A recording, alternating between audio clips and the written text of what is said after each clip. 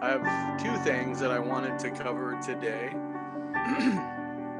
um, the second is a process. I want us to do a process. So I brought some paper and I brought pens for everybody who's here in the Zendo.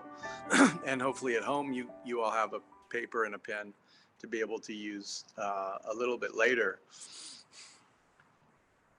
Um, Before we do that, before we get to, I get to that, what I wanted to share or talk about was this idea of being here now, right? Of course, it's a classic Zen. Um, it's a common way of of expressing Zen, uh, to be here now, and I just wanted to put it out there, right? That that's half of the story, right? As always, there's always the absolute and the relative are always two sides of the story that we have to share. And uh, I don't know if always, but often when we're talking about one particular idea or concept or spiritual um, teaching, we're talking about one or the other often. Like I'm making a point about the absolute or a point about the relative. And ideally, we merge this to the point where it's like our expression or manifestation reflects both the absolute and the relative. However, that's an ideal. In reality, it's like we're either we're either working on an absolute or a relative thing, and that's the way it should be, right? So when I'm sitting, for example, when I'm sitting and I'm practicing being here now, that's an absolute teaching. It's an absolute idea to be here now, beyond time and space, beyond good and bad, just to be perfect, whole, and complete right in this present moment is an ideal. It's an absolute concept. So I wanted to talk more about the relative side of that. And the relative side is that we are always in motion. We are always moving. We are always working towards something, whether we like it or not. Um, and so in this, so I wanted to share or reinforce this idea of that we are in motion, that we are in the flow. And I think flow is probably the best way to put it. That we practice being here now. We practice dropping everything to be here now so that we're still. We're quiet and still. But in reality, as we're still, our mind is still moving, our energy is still vibrating, our flow of life is still flowing. And the flow is actually a thing, right? The flow has now been studied by science in a way that we understand it scientifically. That there's a difference in our mental state and our emotional state if we're in the flow versus being out of the flow, like being bored, being irritable, being like um, disconnected from what we're doing. And so the idea is a book came out years ago, maybe a decade or more now, about how to be in the flow in life, right? So there's things we can do to cultivate the flow, practices and mindsets that we can create that put us in the flow, right? So like playing a game tends to bring out this flow. So um, so like me as a teacher, for example, if I'm just talking to the students and they're not connected with it and it's not fun and it's not very interesting or engaging, there's no flow there. And so it's like, oh, are we done yet? Are we there yet? Whereas if I can create a game or a process where they're moving and they're like interacting, it's like it flies by and it's like, whoa, that was fun. And it's like everyone's in the flow. And so it's a higher quality of experience to be in the flow. This is scientifically, proven and tested, and it makes a real difference in our quality of life if we can create more flow in our life. And so I wanted to just incorporate this concept of flow into our practice, right? Into being here now. And I tried it and it's tricky, right? So part of the experience I wanted us to share is sitting in flow, right? So we sit, we count the breath. Counting the breath is really, I would say, the primary practice of Zen. And it's something I still do often. So it's counting the breath. 1, 2, 3. So we're practicing training our body and mind to be present, right? In this present moment, we practice. So counting the breath is like saying, I'm here now. I'm here now. I'm here now, right? If we do that enough, then the idea is that when we get up off the cushion and we're walking around, doing our daily stuff, that we can recall this pattern, this habit of I'm here now. I'm here now, right? So it's not about the breath in terms of count. The breath is just a way to remind us to be here now, right? So the idea is we sit with this, we develop the concentration, we shift our brain to be more focused. We develop concentration so that when we get up, or it's not so we can do it later, but it's as a result, ideally, we can do this later so that we get up and we move around and it's like, I'm here now. I'm here now. I'm here now, right? We're changing where we're at. So, but it's constantly, oh, now I'm here. Now I'm here. And right, so if we do that enough, we can really shift the quality, raise the quality of our experience in this life to be present. And it's really creating a flow. It's like, that's what the flow is to be engaged in the present moment continuously. It's much easier with a game, right? But Zen is not a game.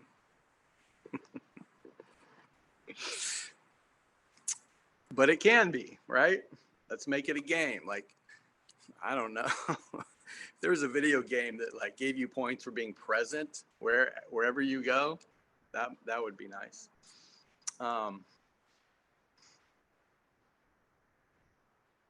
And so you get the idea, right? We get the idea of the flow and practicing towards that. But so, okay, so the practice I want us to do now is to try and experience this here and now, right? And so I'm going to kind of talk us through it, kind of like a guided meditation. And we're going to practice being here now, but flowing, right? So we do a lot of practice of being here now, counting the breath. I'm just here. I'm just here now. Here now, right? So that has a visceral sensation to it. It's like in my body, I feel more relaxed. I feel grounded if I do this enough. And so being here now, it's a nice feeling, right? It's like I do feel centered. I do feel grounded. I do feel present. And so what I wanted us to introduce into this is this sense of flow, that I am here now. I'm just here, right? And that's, again, that's an absolute ideal, to just be in one place eternally, like without the sense of time, right? That's an ideal. And it feels nice. We can capture this feeling. And it's, it's called samadhi, where we just are here, like spaceless and timeless, being here now. But since we're working on the relative side of this today, this is what I wanted us to do is okay, so we're all going to practice being here now, but we're going to introduce the element of flow to it. The way I breathe, often if I'm breathing, I breathe like I'm projecting. It's like I'm breathing good energy in front of me. It's like I'm creating a path almost of energy. And so I don't know, you can kind of rock into it if it helps. But if you can just be still and also feel this sense of flow, I encourage that. And so, like I mentioned, of course we practice being here now as an ideal, but in reality, we're moving towards our life. We are creating a path for ourselves. So in 5 minutes from now, right, we're going to be in a different place mentally and physically and emotionally. And in 1 hour from now, we're going to be in a different place. In 5 hours, in 5 months, in 5 years. However far you think into the future, like we are going there. It's not anti-Zen to plan for the future, right? Zen is planning for the future from a place of presence and awareness. And so it's not bad to be thinking about the future or planning a flow ahead. It's just more of the quality of how we're able to do that makes a difference in Zen, and that's what we practice for. And so I'm not necessarily asking you to like project yourself into the future, like, oh, I'm sitting, but I'm gonna be eating lunch later. I'm gonna be eating dinner later. I'm suggesting that we sit here now with a sense of movement, that we are still moving physically, mentally, emotionally. And so we don't want to be stuck in here now. It's like, oh, I'm just here now, and that's all there is. That's great for part of the absolute part of the practice. For the relative side of the practice, sitting here now and I'm moving, and there's movement in my mind, and I'm flowing from here now. You might say it's being there now, right? I'm there now. Okay, so enough talking about it. That's boring. That's not flow. Practicing it is the flow. Okay, so I'm going to count to 10 out loud, and I want you all, as practitioners, to practice being here now, but flowing your energy. It's like I'm here now and I'm moving. Okay? Sorry if it's a little vague or esoteric. It's a new teaching, basically, that I'm working on. And so with that in mind, thank you for indulging me and indulging yourselves with this. And so it's a subtle shift. All right. Okay, so I'm going to count from 1 to 10. 1,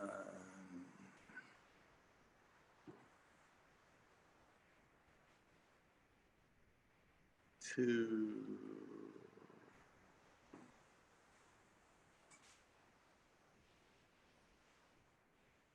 3,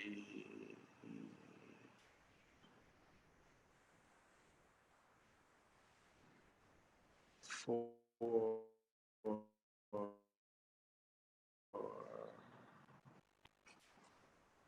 5, 5,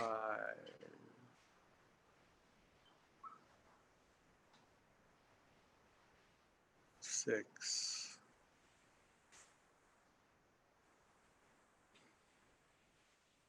7,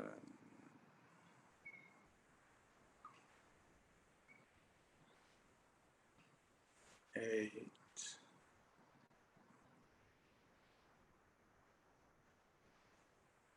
9,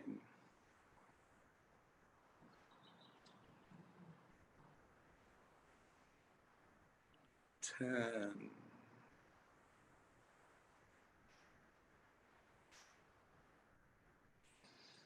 Okay. So yeah, at some point I'd be interested to hear from you all about the difference in that experience, if you noticed any difference.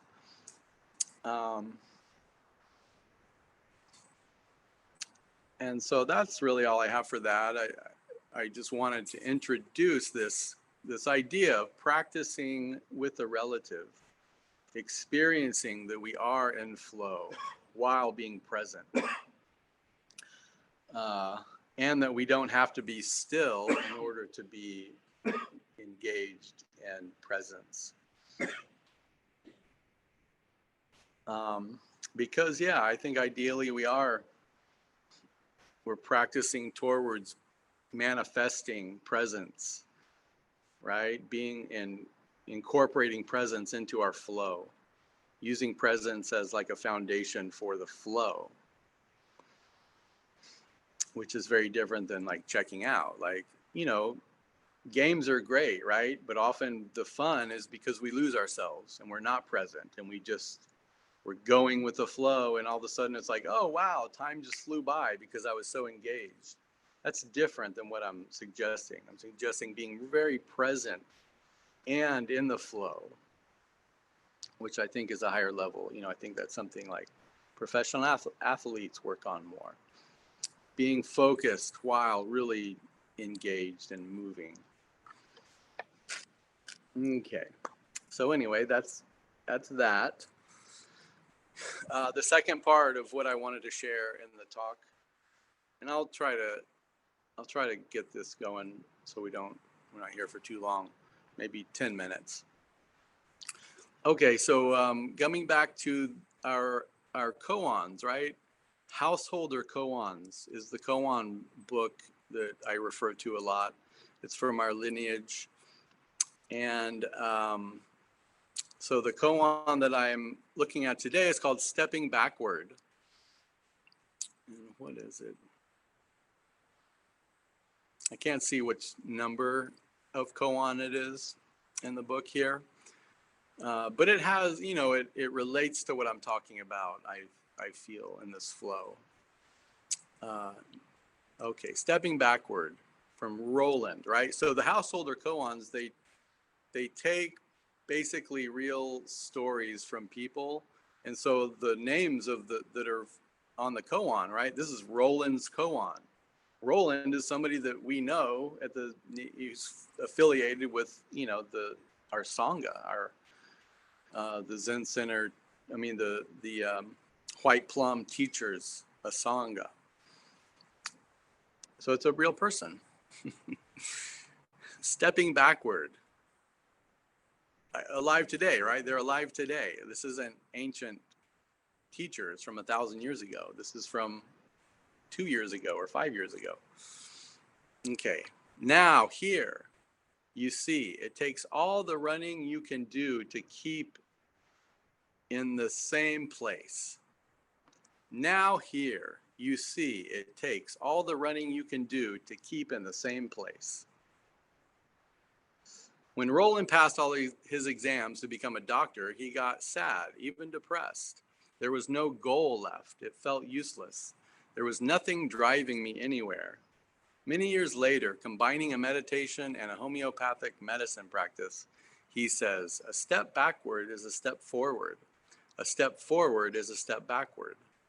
We are so goal-oriented that life often appears to us as an arrow hurtling through the air to hit the bullseye. As long as we're on course, course, we're moving forward. But the minute we step off, if only to pause, it feels like we're falling back. Okay. In Zen, we don't try to get anywhere. Our practice is about closing gaps, the gap between yourself and yourself, your small self and your true self, between you and me, between goal and practice, between the race and the finish line. Tao does not belong to knowing or not knowing. Nansen informs Choshu. It does not lend itself to our daily bookkeeping of this plus this equals that. If you plunge into each step, you will find the treasure right here. In fact, you don't have to go anywhere. Okay, so it's reinforcing this being here now, just being here now. But it alludes to the flow of bringing this into our life, so that we are continuously in this flow of here now.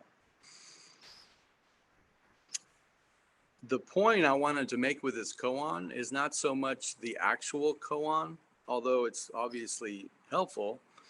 The point I wanted to make is that I want this to be your koan and not this koan. I want you to have your own koan.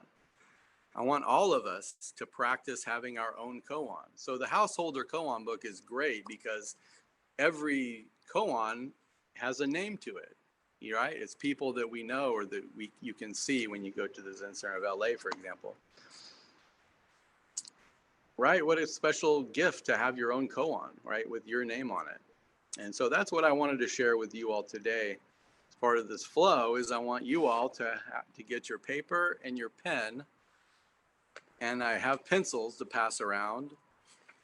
I want to do a short but quick practice of, I want you to write your name. I want you to write your koan. So my name will be Echo, Echo's koan. And I want you to do that for yourself.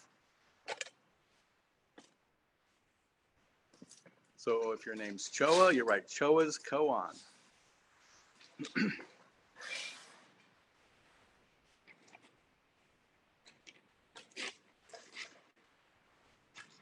Perfect.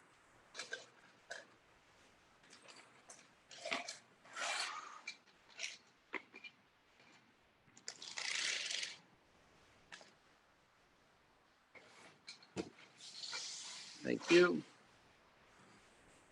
All right, now I want you to think of one struggle that you have in life or emotionally, right? Like I feel like I've struggled with anxiety throughout my adult life a lot. It's okay, you can leave there. Anger also has been a struggle. So I don't know, I'm suggesting, mental or emotional, something that you struggle with in life. And you start the koan similar to the Householder koans with Echo struggled with anxiety.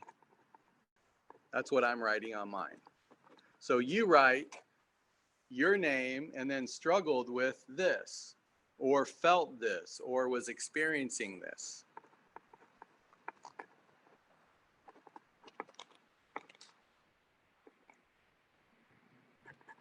And then write however.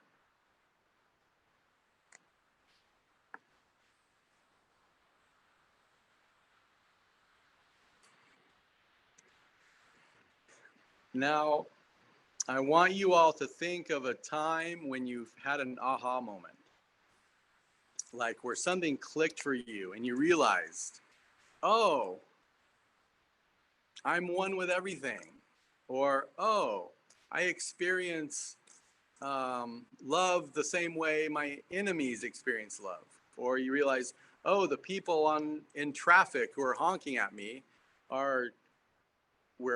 we're all headed to the same place. And so I can give them a break.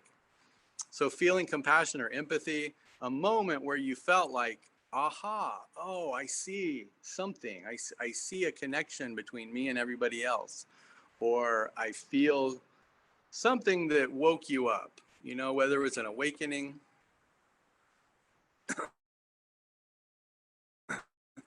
And so I want you to, so this is how it goes, right? This is the flow of the koan, your koan. Echo struggled with anxiety. However, when he realized that everybody in the world experiences anxiety, he experienced the oneness of that. Right? So that's an example of me connecting my struggle with an aha moment.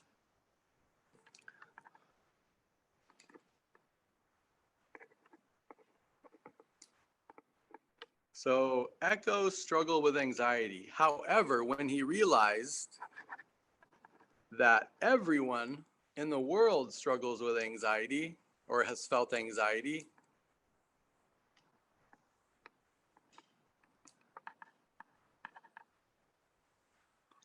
he was able to feel the flow of the oneness, or he was able to connect with everybody.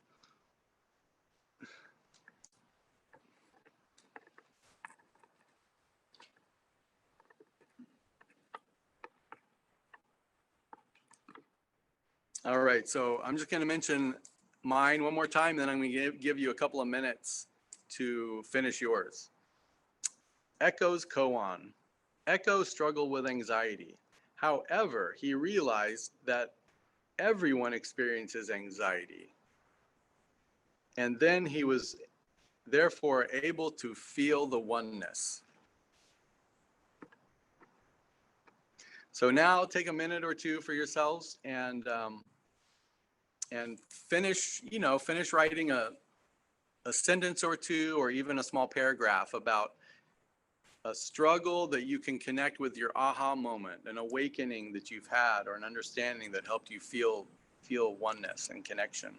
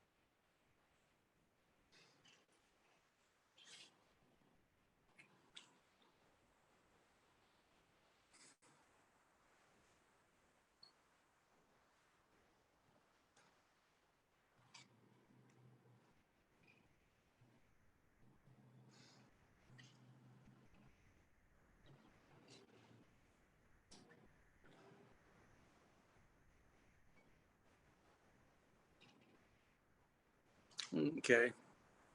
All right. So feel free to finish on your own if you're still writing. But I just wanted to open it up and um, to connect it with the first part of the talk. I wanted to just reiterate that, right? Practicing these koans, right? We sit with koans, we practice with koans, and I just wanted to reinforce that these koans are not static. They're not stuck. We're not sitting with something that's finished. We are sitting with our own life, right? The koan is supposed to be a flow. And so our life is a flow of the koan rather than we're stopping our life to sit with a koan that's finished.